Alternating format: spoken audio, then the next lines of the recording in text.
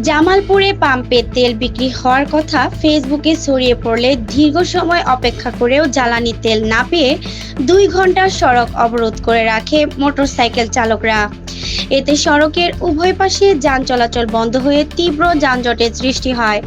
সোমবার 6 এপ্রিল সকাল 7:30টার দিকে ইসলামপুরের মেসার্স ঝর্ণা ফিলিং স্টেশনের সামনে দেওয়ানগঞ্জ জামালপুর আঞ্চলিক সড়কে গাছের গুঁড়ি ফেলে এ অবরোধ করা হয়।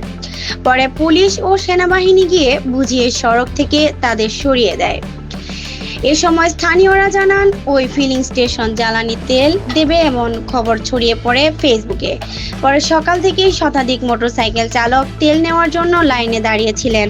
তবে দীর্ঘ সময় পার হলেও পাম্প বন্ধ থাকায় কোনো তেল সরবরাহ করা হয়নি। এতে খুবই ফেটে পড়েন অপেক্ষমান চালকরা। এক পর্যায়ে তারা সড়কে নেমে অবরোধ সৃষ্টি করেন। অবরোধের কারণে গুরুত্বপূর্ণ এই আঞ্চলিক সড়কে যান চলাচল সম্পূর্ণ বন্ধ হয়ে যায়। সড়কের দুই পাশে দীর্ঘ যানজটের সৃষ্টি হয় এবং সাধারণ যাত্রীদের দুর্ভোগ চরমে পৌঁছে।